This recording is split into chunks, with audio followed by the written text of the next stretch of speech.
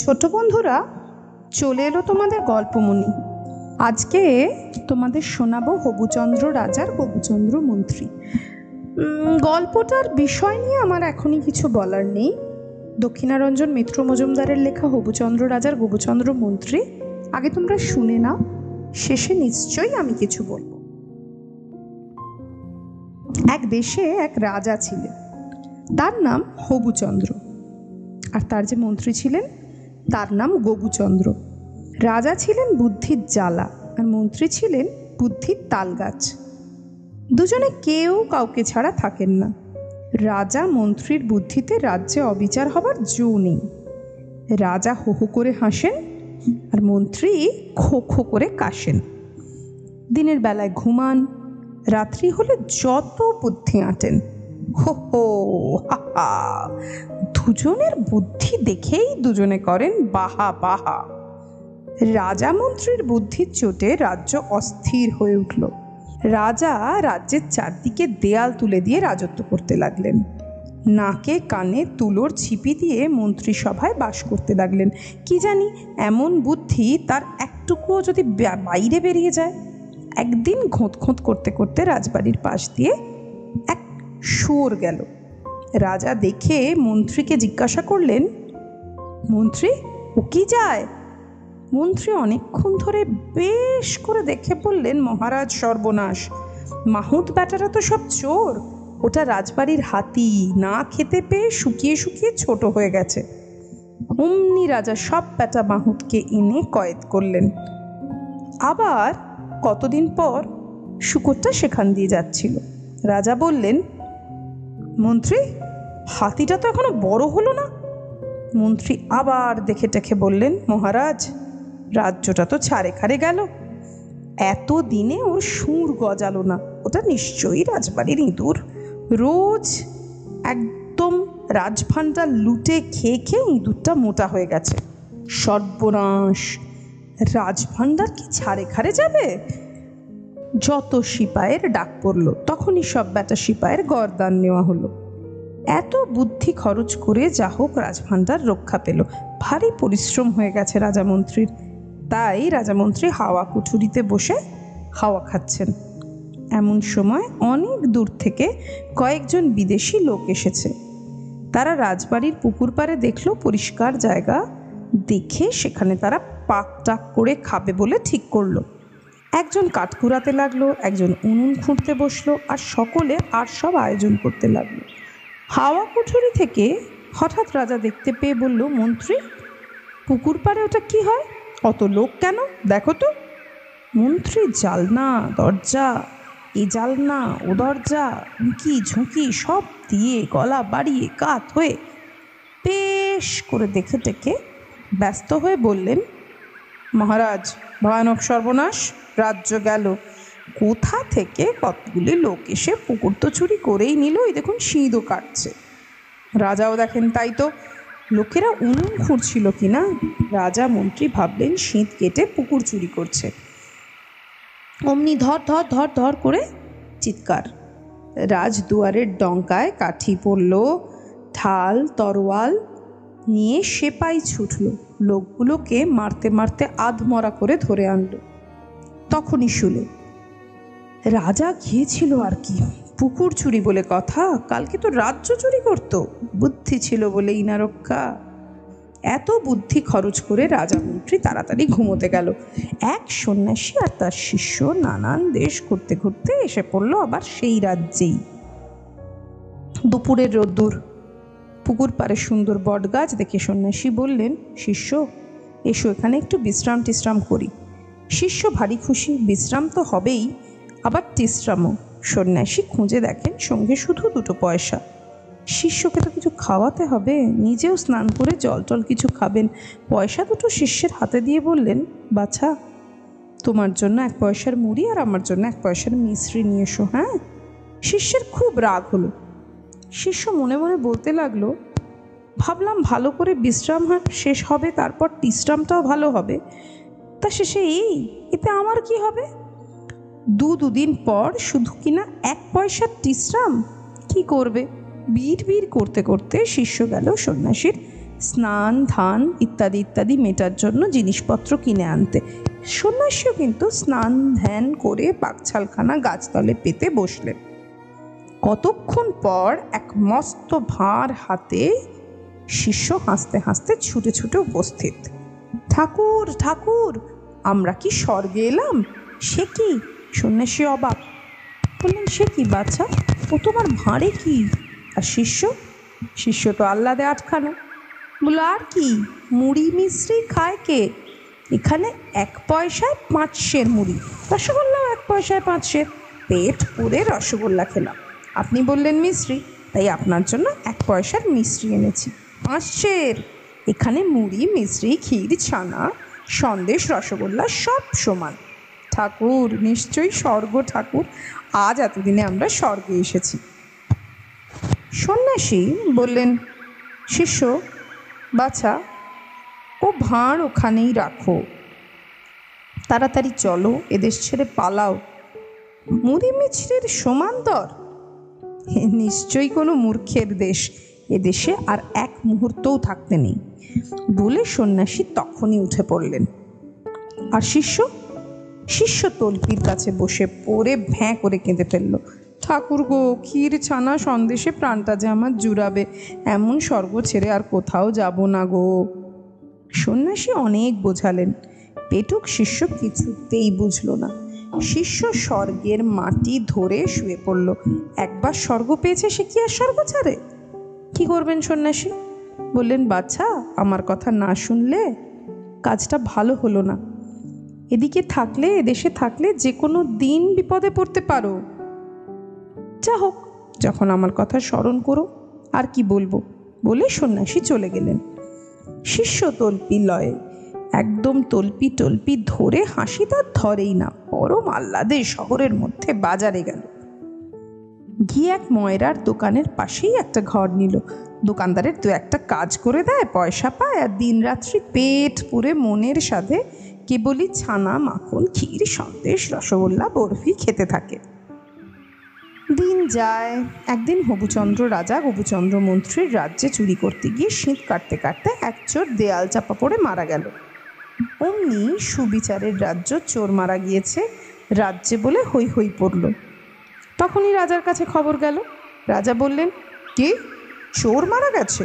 মন্ত্রী বললেন, মহারাজ, রাজ্যের ভয়ানক অলক্ষণ, কোতোয়াল ব্যাটা নিশ্চয়ই কুম্ভকর্ণ, ব্যাটা নিশ্চয়ই কেবল ঘুমোয়।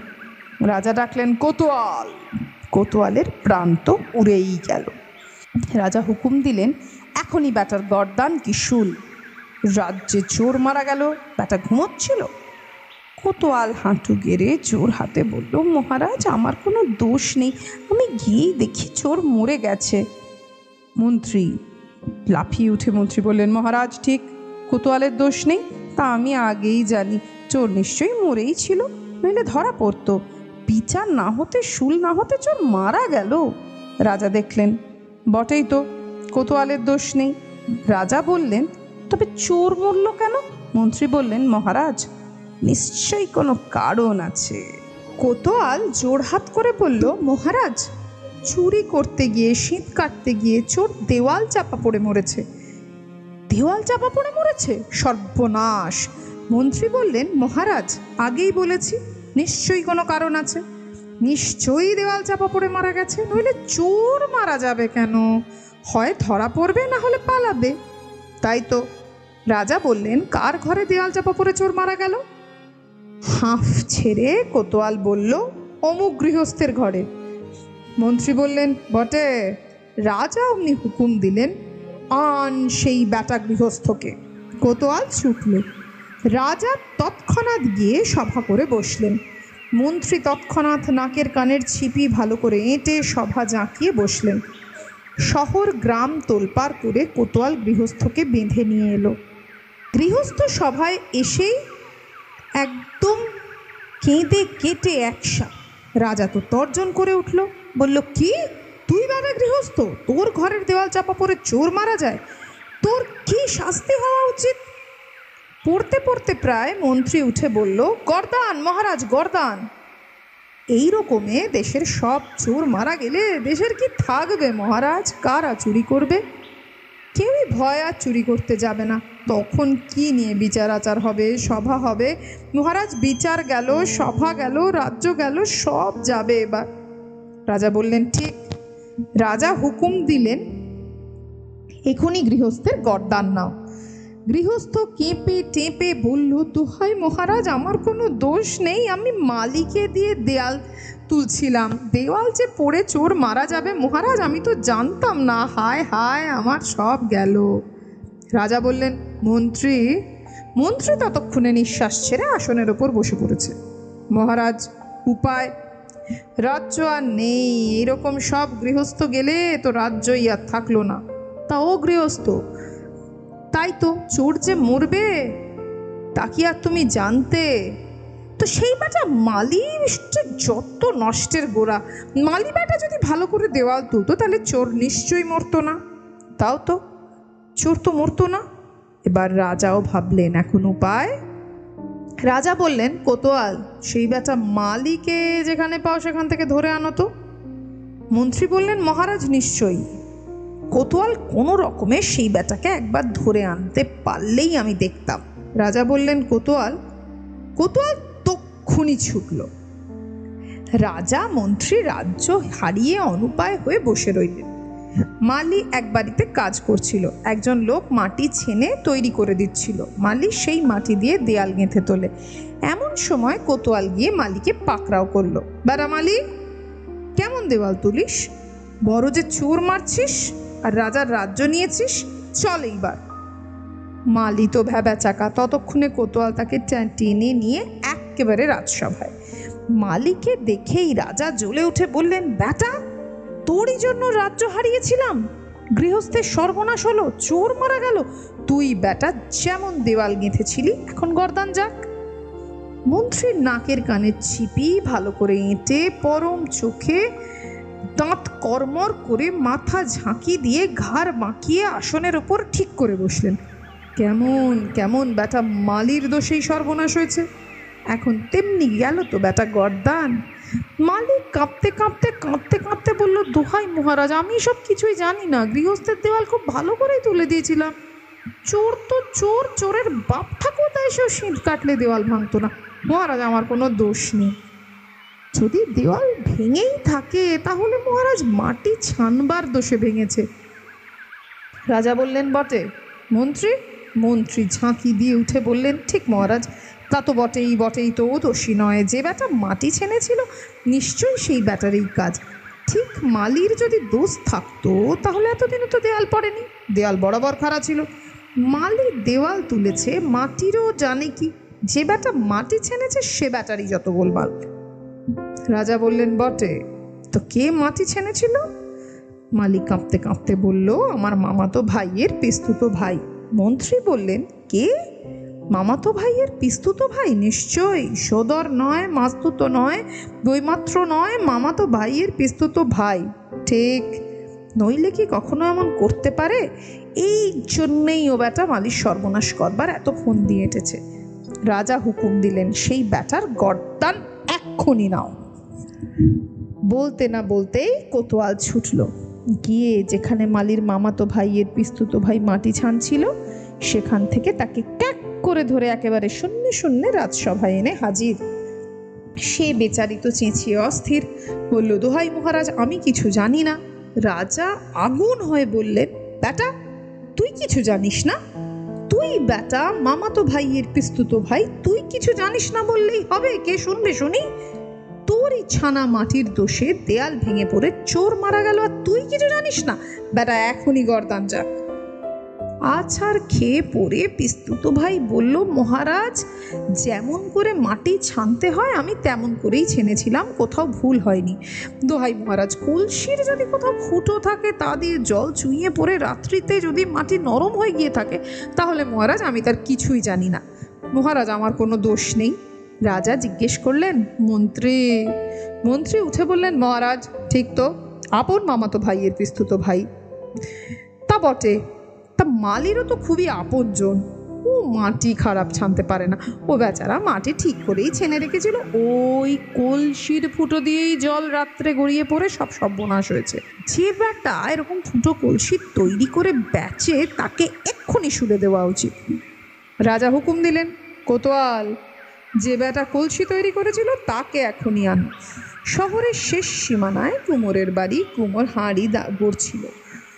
কোতোয়াল তাকে সেখান থেকে ধরে এক টানের রাজসভায় তুলল।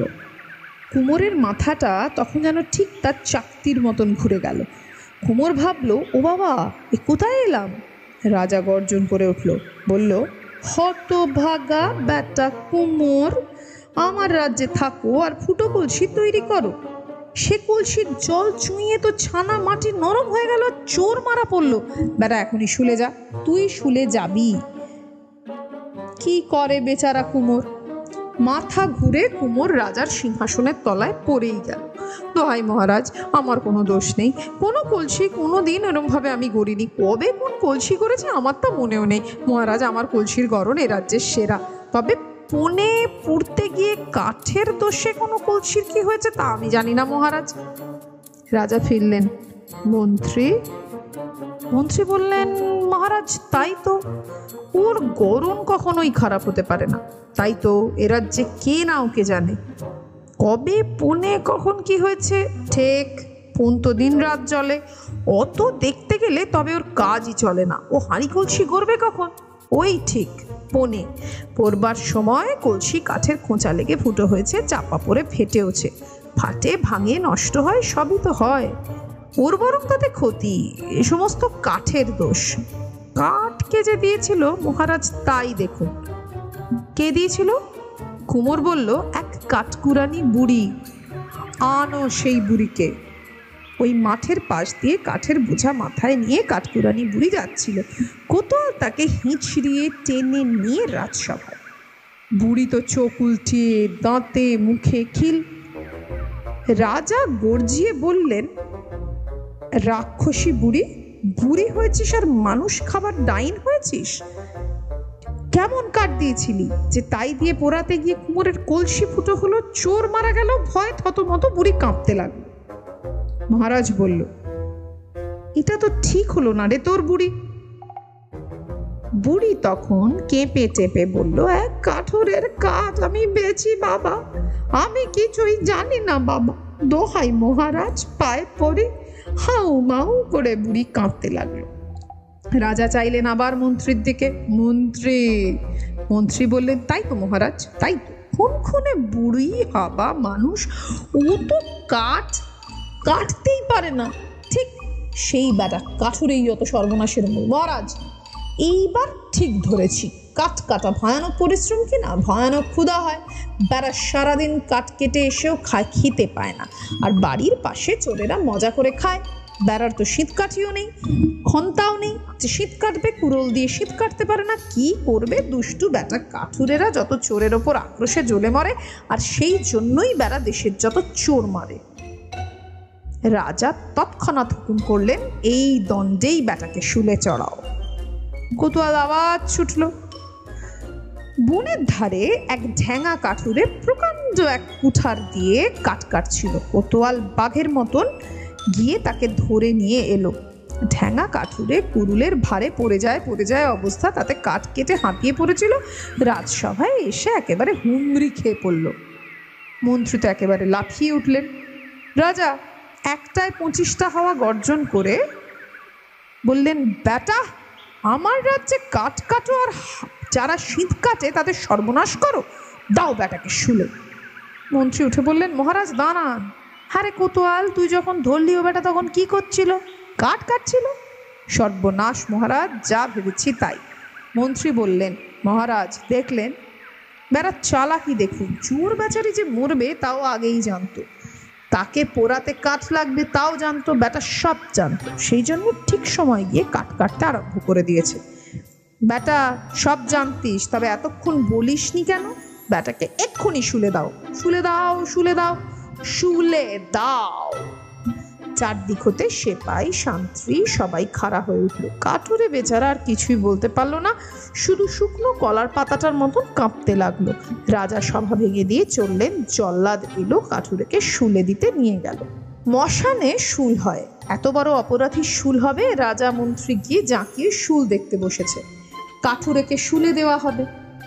শুল বিঁধে যায়, কাঠুরের পাতলা ঢ্যাঙা চেহারা, চড়ুই পাখির মাংস গায়ে নেই, যেটুকু ছিল একে খেতে পায় না, তাই কাঠ কাটার পরিশ্রমে তাও গেছে, শুল বিঁধছে না।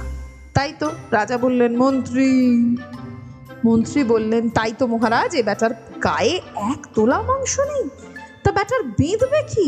রাজা বললেন, তা এখন কি করা যায়? কি করা যায় বটে? মন্ত্রী তৎক্ষণাৎ উঠে বললেন, মহারাজ, রাজাজ্ঞা, একবার যা হয়েছে তা রাখতেই হবে। শুলের হুকুম যখন হয়েছে তখন আর কথা ফিরবে না, একজনকে শুলে দিতে হবেই, নইলে কি রাজ্য থাকে? রাজ্য যে রসাতলে যাবে। এই ঠ্যাঙা শুকনো বেটা ভয়ঙ্কর দুষ্টু, বেটার গায়ে যখন শুল একবার বিঁধলো না তখন আর বিঁধবেই না।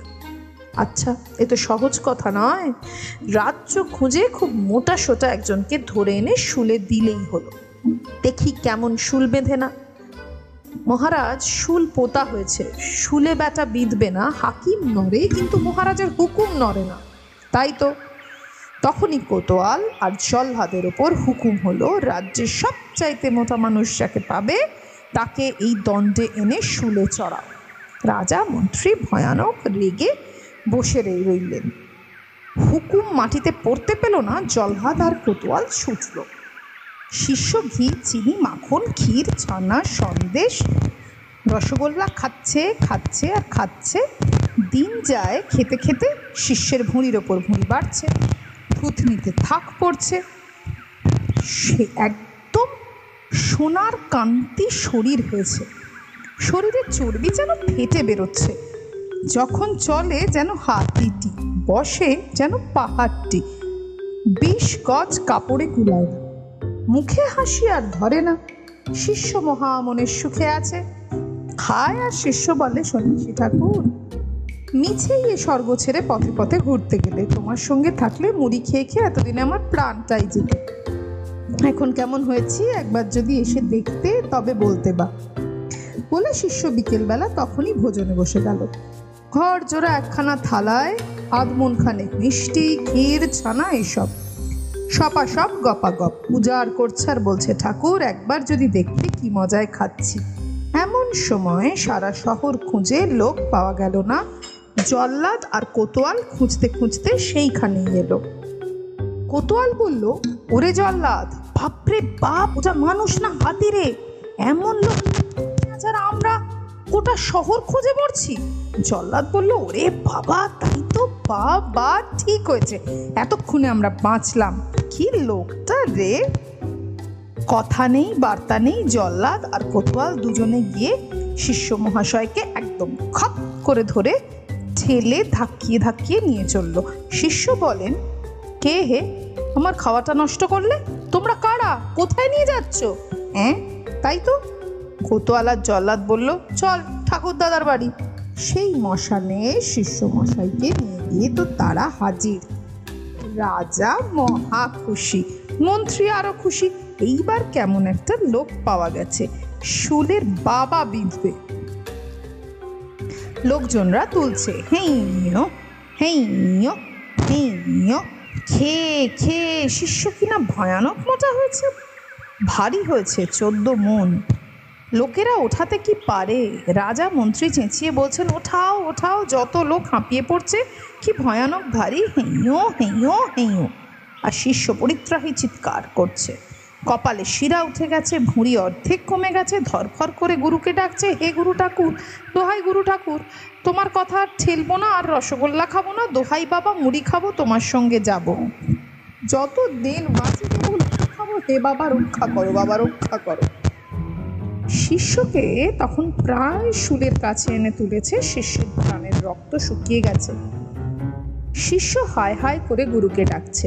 ঠিক তখন দূর থেকে, ওকে ওকে, অনেক দূর থেকে, এমন সময় এক সন্ন্যাসী ছুটে আসছেন, মহারাজ মহারাজ, রাখুন রাখুন শুল বন্ধ করতে হুকুম দিন। ও লোকটা ঘোর পাপী, অমন পাপীকে শুলে দেবেন না, ও শুলে আমি যাব।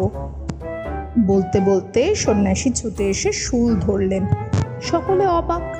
সন্ন্যাসী বললেন, মহারাজ, এ শুলে আমি যাব। আশ্চর্য হবেন না, মাহেন্দ্রক্ষণে শুল পোঁতা হয়েছে। যে এই শুলে যাবে তার সশরীরে অক্ষয় স্বর্গ। মহারাজ, সব লোক সরিয়ে দিন, ওই পাপীটাকে দূর করে দিন, ও কি শুলে যাবার যোগ্য? কত বছরের জপ তপস্যা আমি যা পাইনি, এই শুলে গিয়ে আজ তা পাবো।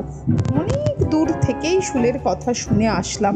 মহারাজ, আপনার লোককে এক্ষুনি হুকুম করুন, আমাকে শুলে উঠিয়ে দিক। শুলে বসিয়ে ধ্যান করতে করতে আমি সশরীরে স্বর্গে যাই। মহারাজ, এমন দিন কি আর হয়? রাজা বললেন, মন্ত্রী বললেন, তাই তো মহারাজ, সশরীরে অক্ষয় স্বর্গ এমন ক্ষণে শুল পোঁতা হয়েছে বটে। তাই তো, নিশ্চয় তো, নইলে কোন দেশ থেকে সন্ন্যাসী এসে কি করেই বা জানলো এই শুলের কথা? মহারাজ, এত পরিশ্রমে মাহেন্দ্রক্ষণে শুল পোঁতালাম আমরা, আর ওই সন্ন্যাসী যাবে স্বর্গে? মহারাজ, এত মূর্খ আমি নই। এমন সুখে সশরীরে স্বর্গে যাব, সেটা আমিই যাব। মহারাজ, এই মুহূর্তে আমাকে শুলে যেতে অনুমতি দিন। হ্যাঁ, এ তো ঠিক। রাজা বললেন, মন্ত্রী, তা যদি বললে তো আমার হুকুমে আমার রাজ্যে শুল পোঁতা হয়েছে, আর সশরীরে স্বর্গে যাবার অদৃষ্ট তো আমি রাজা ছাড়া আর কারো হতেই পারে না। আমি থাকতে তুমি স্বর্গে তো যেতেই পারো না, শুলে আমি যাব। শুনে মন্ত্রী হতাশ হয়ে কাঁদতে লাগলেন, হায় হায়, স্বর্গে যেতে যেতে অল্পের জন্য আমি স্বর্গ হারালাম। মন্ত্রী হায় হায় করতে লাগলেন। তখনই হুকুম হয়ে গেল, রাজা শুলে উঠে সশরীরে স্বর্গে যাবেন। এমন দিন কি কারো কখনো হয়? রাজাজ্ঞায় তখনই মৃদঙ্গ, খরতাল, লোকজন সব এসে পড়ল। আনন্দে সকলে হরিধ্বনি আর রাজার নামে জয়গান করতে লাগলো। রাজা বললেন, এমন চেঁচিয়ে গান করবে যেন স্বর্গে যেতে যেতে সারা পথ আমি হরিধ্বনি আর জয়গান শুনতে শুনতে যেতে পারি। সকলে খুব চেঁচিয়ে হরিধ্বনি আর রাজার নামে জয়গানে আকাশ কাঁপাতে লাগলো। মহা খুশি হয়ে রাজা শুলে উঠলেন। মন্ত্রী মনের দুঃখে বুক ফাটাতে লাগলেন। খুব জোরে জোরে সকলে মৃদঙ্গ, খরতাল বাজিয়ে যত দূর গলা ওঠে প্রাণপণে চেঁচিয়ে হরিধ্বনি আর জয়ধ্বনি করতে লাগলো। ওদিকে রাজা শুলে বসে 3 পাক খেয়ে ঘুরে বিকট চিৎকার, বিকট বিষম মূর্তি ধরে সশরীরে স্বর্গে গেলেন। তা দেখে মন্ত্রীর লোকজন সকলে বাবারে বাবা বলে সবাই যে যেদিকে পারল শটান দৌড়। মন্ত্রীর একে দৌড়ানোর কোনো অভ্যেস নেই, তাতে ভয়ের দৌড়। মশানের চারদিকে গর্ত, খানা, ডোবা, পুরনো সব কুয়ো ছিল। অন্ধ এক কূপের মধ্যে চিৎপাত হয়ে পড়ে মন্ত্রী নিচের দিকে মাথা আর ওপরের দিকে পা, একেবারে কুয়ের তলার দিকে। চমৎকার! কূপের তলায় যেতে যেতে মন্ত্রী ভাবলেন, তাই তো, বাহ, নিশ্চয়ই পাতালে চলেছি। হাহা, রাজা আমার স্বর্গে যেতে দিলেন না বটে। আমি কি যে সেলো, কোন জায়গায় যেতে না পারি? রাজ্যহীন রাজ্যতে কে থাকে? পাতালে গিয়ে অমনি আমি সেখানকার মন্ত্রী হব। স্বর্গে রাজা এখন একা একা বুঝবেন মজাটা, পাতালের লোক বুদ্ধিমান কিনা। তাই আমার জন্য আগেই পথ তৈরি করে রেখেছে। আমার মতন মন্ত্রী কি যে সে পায়? ততক্ষণে গবুচন্দ্র মন্ত্রী মহাশয় একেবারে কূপের কাদার তলায়। সন্ন্যাসী বললেন, শিষ্য, কেমন? আগেই তো বলেছিলাম এখানে থাকলে আজ হোক কাল হোক বিপদে পড়বেই। এখন দেখলে তো। শিষ্য হাঁপ ছেড়ে উঠে সন্ন্যাসীর 2 পা জড়িয়ে ধরে বলল, ওগো ঠাকুর বাবা, আপনি মাপ না করলে কে মাপ করবে ঠাকুর বাবা? আর এদেশে থাকবো না ঠাকুর, আমি এদেশ ছেড়ে চললুম। তাহলে গল্পটা তো শেষ হয়ে গেল ছোট বন্ধুরা। যারা আমার চ্যানেল সাবস্ক্রাইব করছেন, দেখছেন, শেয়ার করছেন, তাদেরকে অনেক ধন্যবাদ। চারিদিকের পরিস্থিতি মোটেই ভালো নয়। সবাইকে নিজের যত্নে রাখার, খেয়াল রাখার জন্য অনুরোধ। সবাই নিজের খেয়াল রাখবেন, যত্নে থাকবেন, আর সবাই এই গল্পটি খুব মন দিয়ে শুনবেন। বুদ্ধিহীনতা বোধহয় মানুষকে সত্যি মৃত্যুর দিকে ঠেলে দেয়। তাই আমরা না কেউ বুদ্ধিহীন হয়ে পড়ব না। সবাই বোধ, বুদ্ধি, বিচার করেই কাজ করব। কিছুক্ষণের সুখের জন্য অনেকটা দুঃখ আমরা বহন করব না। এই গল্পটার ওটাই মেসেজ ছিল, তাই জানালাম। আজ তবে এখানেই আসি, আবার সামনের রবিবার দেখা হবে।